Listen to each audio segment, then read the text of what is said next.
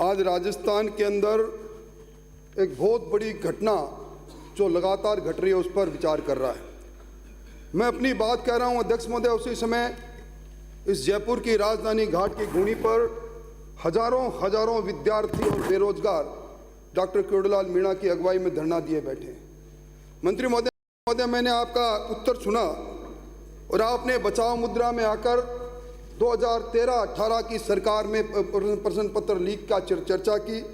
देश के कई राज्यों की आपने बात कही। ये तो वो बात हो गई कि जुल्म कहीं भी हो जाए, अपराध कहीं भी हो जाए, मेरे यहाँ भी अपराध करेंगे इसलिए क्षम्य है।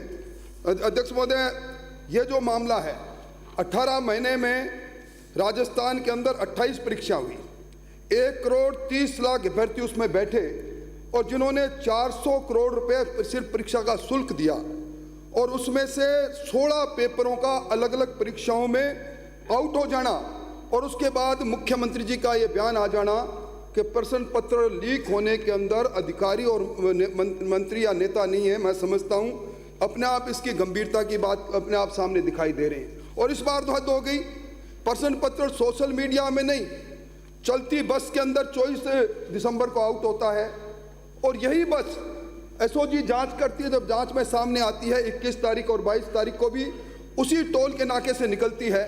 एक प्रश्न पत्र आप रद्द करते हो सेकंड ग्रेड टीचर में और उससे 21 और 22 के 2 प्रश्न पत्रों पर आप बात नहीं करते।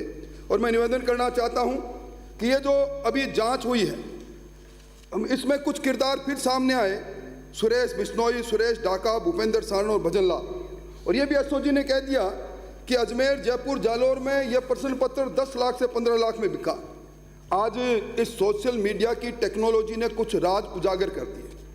ये जो सुरेश डाका है, ये किस किस की फेसबुक चलाता है, किस किस से जुड़ा हुआ है, अगर इसकी जांच आप कर लें तो निश्चित तौर पर जो पूर्व उप मुख्यमंत्री कहते हैं कि असली किरदार को पकड़ा जाना चाहिए, उस बात पर वो बात सही साबित हो जाएगी।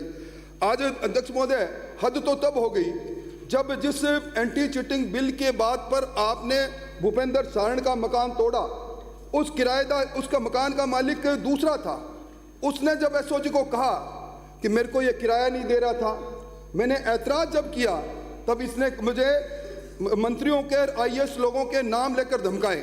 मैं चाहूँगा आप जांच करवाए, आज मेरा भी कोई नाम लेता है, मेरे से लिंक है या नहीं है, उसने मेरा नाम क्यों लिया, इसकी भी जांच होनी चाहिए। और राजस्थान पत्रिका ने इस पेपर लीक होने पर जो सर्वे किया वो आपकी पोल खोल रहा है। राजस्थान पत्रिका के सर्वे ने कहा कि 87.8% बेरोजगारों ने परीक्षा में पेपर लीक होने की सरकार की कार्रवाई से हम संतुष्ट नहीं है। 88.5 ने कहा कि बार बार पेपर लीक होने पर सरकार परीक्षा का पैटर्न को बदलें। और आपने जिस जस्टिस विजय कुमार व्यास की समिति का जिक्र किया, आपने जिस पूर्व आरपीसी के चेयरमैन एमएल कुमावत की 18 अप्रैल 2020 को जो समिति उसका जिक्र किया, जुलाई 2022 सभापति महोदय इनको पूरी रिपोर्ट मिल गई और इस व्यास कमेटी के आधार पर और इस कुमावत कमेटी के आधार पर इन्होंने निर्देश जारी जब किए, वो अभी इन्होंने अपने उत्तर में कहा, हमने इस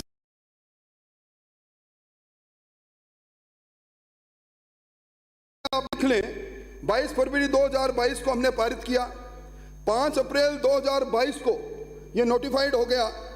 एंटी चीटिंग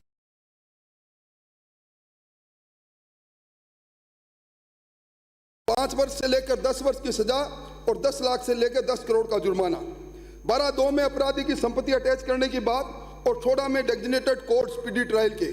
एक डेजिग्नेटेड कोर्ट आपने अगर इस एंटी चीटिंग बिल के प्रावधान के अनुसार बनाया हो राजस्थान में, बताएं। एक भी जो पकड़े गए, मैं समझता हूं पहली बात नहीं।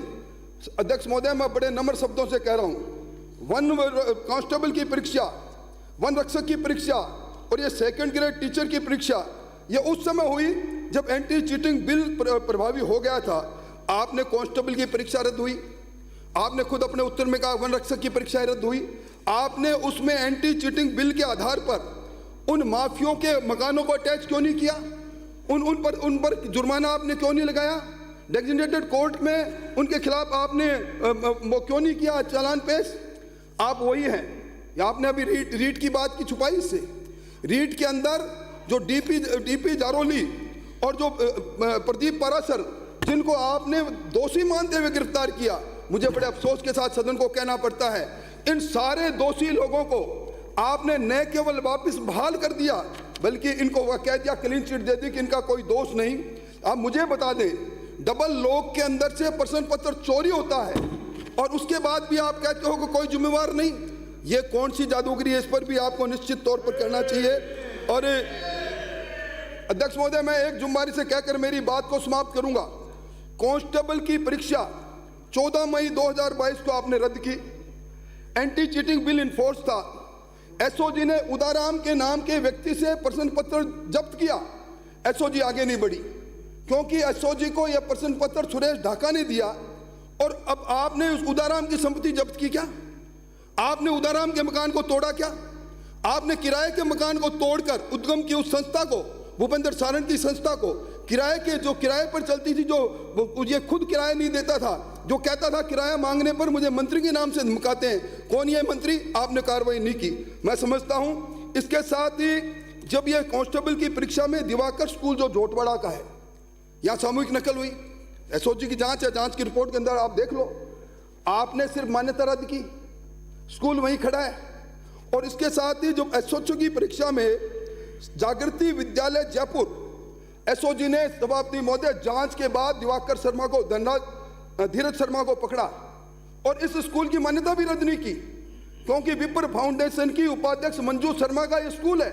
ये दोहरे मापदंड निश्चित तौर पर आपको दिखाते हैं कि दाल में काला नहीं, पूरे का पूरा काला है। और मैं निवेदन करना चाहता हूं, आप यूपी की बात कर रहे थे, यूपी में एनएसए लगता है, लगाओ एनएसए, कौन मना करता? आपको हिम्मत तो करो आप। और आप ये जो प्रश्न पत्र आरपीएससी से आउट हुआ है, सभा अध्यक्ष महोदय, आपसे ज्यादा कोई नहीं जानता, आरपीएससी में प्रश्न का सिलेक्शन करने वाला सिर्फ आरपीएससी का चेयरमैन होता है। ये आधा दर्जन में से कौन सा प्रश्न पत्र छपने जाएगा उसको मालूम है, प्रिंटिंग प्रेस उसको मालूम है। आप जांच कराओ, कहीं दूध की रखवाली बिल्ली के पास तो नहीं है। और मैं समझता हूं ऑनलाइन परीक्षाओं के अंदर जो टीसीएसआई कंपनी है, जिसने 1 दर्जन परीक्षा कराई है, जिसका स्टेट हेड भुवनेश भार्गव है, इसी कंपनी ने दिल्ली पुलिस की परीक्षा आयोजित करवाई थी। ओम कोठारी कॉलेज में एक सेंटर था, 226 अभ्यर्थी उसमें पास हुए। मामला सीबीआई के पास है। ये सुरेश ढाका टीसीएसआई कंपनी से इसका गठजोड़ है। विद्युत विभाग के टेक्निकल हेल्पर में एक सेंटर से 50 लोग पास हुए हैं। ये जांच का विषय नहीं तो नहीं। और ये सब साइबर हैकिंग का काम करने वाले लोग हैं। इन्होंने इन सत्तारूढ़ दल के यूथ कांग्रेस के चुनाव में साइबर हैकिंग करके और अपने चाहते उम्मीदवार मुकेश भाकर को हराया और सुमित गोदारा को चलाया। ये तार कहीं से कहीं जा रहे हैं। मैं चाहूंगा एंटी चीटिंग बिल के नाम पर कुछ लोगों पर कार्रवाई करना, कुछ लोगों को छोड़ देना, और जो लोग आज इस पूरी परिधि में आते हैं उदाराम तक जाकर आगे नहीं बढ़ना। निश्चित तौर पर ये राजस्थान में जिन लोगों के साथ खिलवाड़ हो रहा है, आज वो सड़कें पर उतरे हैं, उनकी आंख आ जाएगी आपको और इस सरकार को नस्ते नबूद कर देगी।